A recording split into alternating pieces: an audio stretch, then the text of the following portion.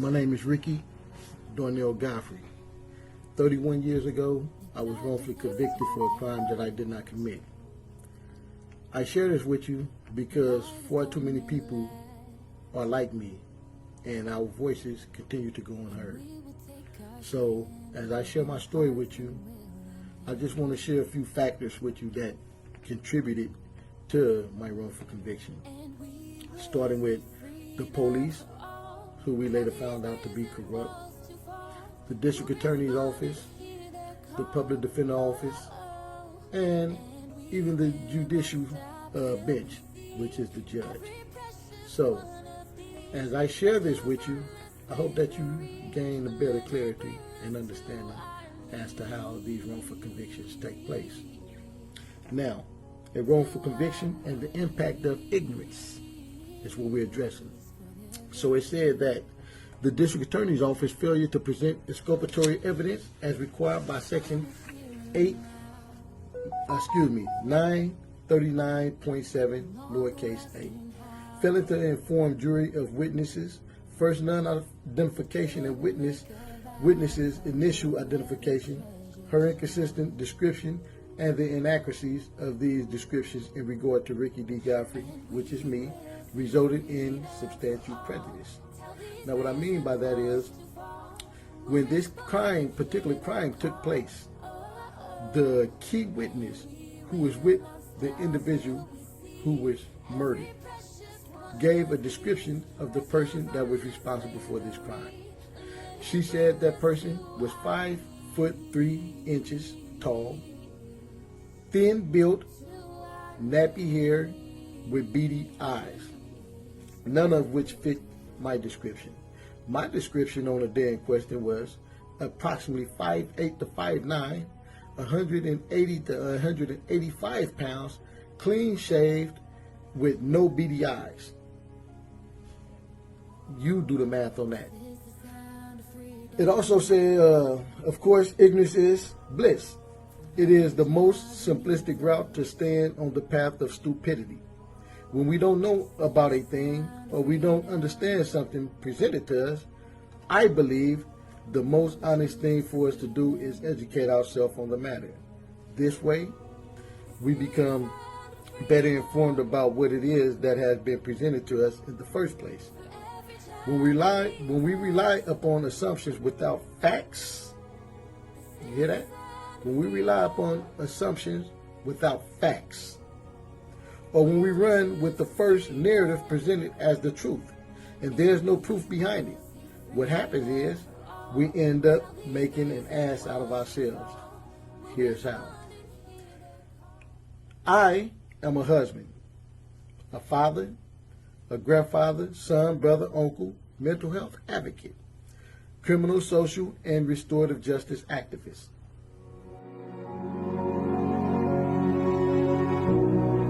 The darkness has to pass. The light has come at last, and we will take our stand with open hearts and willing hands. And we will see freedom for all. Tell these prison walls to fall. We'll respond and hear their call. Oh, oh. And we will not stop till we see every precious one of these rescued from this slavery. Let it bring us to our knees, to our knees for their victory. The time is here and now. No longer asking how. Today we make a vow to fight for every treasured child. And we will see freedom for all. Tell these prison walls to fall. We'll respond and hear their call. Oh, oh. And we will not stop till we see every every precious one of these, rescued from this slavery. Let it bring us to our knees, to our knees. A man spent 31 years in prison for a crime he did not commit. The 49-year-old is happy to be free and is now fighting to clear his name. NBC Bay Area's Jody Hernandez has the exclusive interview. This was the scene in April when 49-year-old Ricky Godfrey was released from prison after serving 31 years for a crime he says he didn't commit. It was a relief because I was able to embrace my family. I was able to see my grandson for the first time. Godfrey had just turned 18 when he was arrested for first-degree murder and robbery. He says he and some of his friends were out selling drugs in Richmond when his friends got out of the car. One of them shot and killed a 60-year-old man. I didn't see who shot a gun.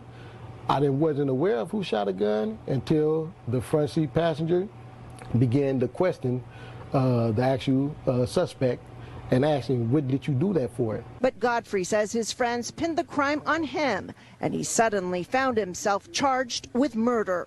They was trying to give me the death penalty. I went to trial for the death penalty. To see my family go through that, my grandmother passed out in the court. She had her first seizure in her whole life. A nearly all-white jury found him guilty and sentenced him to life without the possibility of parole. I knew in my heart that I would get out of there someday, and I wasn't going to stop until I fought my way out of there. But decades later, two of the key witnesses recanted their testimony. One of them testifying the real killer pressured him to lie. He said he always regretted blaming Godfrey because that man didn't do it, he testified. He said more or less the same thing, that he lied and that he felt bad because he allowed someone to manipulate him to cast the blame on me for committing a crime that he knew I didn't commit. Godfrey says he's learned to forgive. He says it's the criminal justice system that let him down. He was offered a plea deal. He pled no contest to voluntary manslaughter and attempted robbery, leading to his release. I want justice for myself. I didn't commit the crime that I was sent to prison for. The DA's office says while resentencing was warranted, there was not a finding of factual innocence. But Godfrey says he will continue to fight for full exoneration. Any type of injustice is wrong, and we need to speak out. And we need to stand up against it, because if we don't, it'll continue to happen, Jody. While he'll never get back the years he's lost, Godfrey plans to make every moment going forward count. In Contra Costa County, Jody Hernandez, NBC Bay Area News.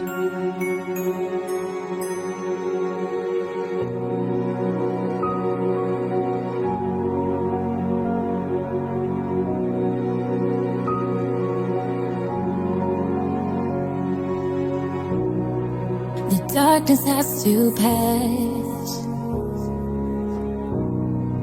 The light has come at last,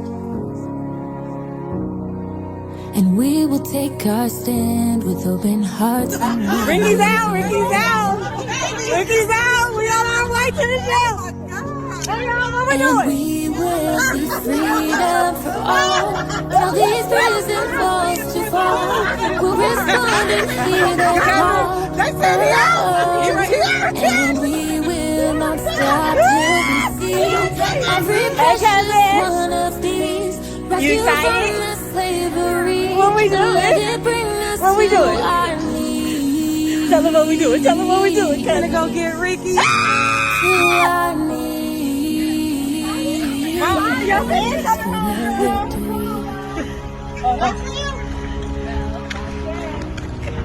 The time is here now. Yeah, he's inside. No longer asking how. His daughter. Where we going? Can make a vow for every treasure found. Whoa. That's my cousin, baby. Yes, go get him, Jason. We'll see freedom for all. Till these prison walls to fall. That's right. We'll respond in 31 years, wrongfully convicted. He coming home today, baby. He coming home. every precious one of these, rescued from this slavery. Let it bring us to our knees, to our knees for their victory. That's right.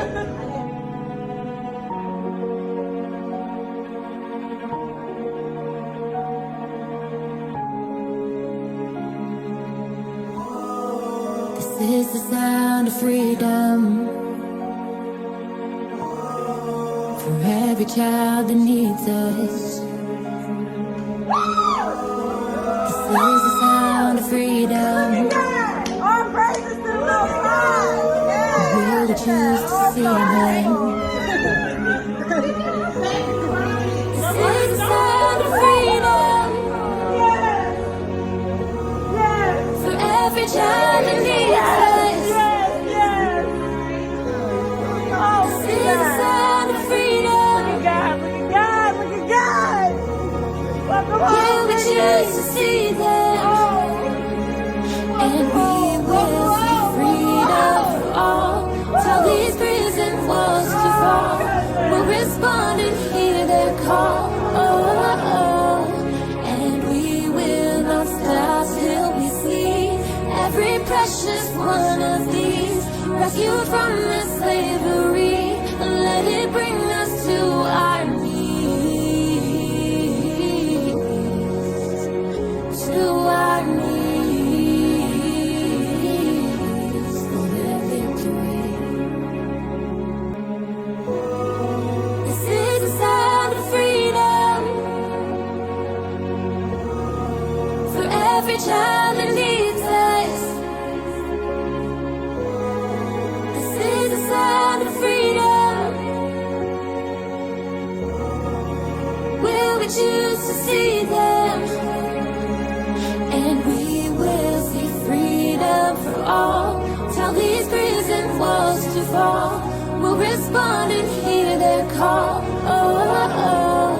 And we will not stop till we see every precious one of these, rescued from this slavery. Let it bring us to our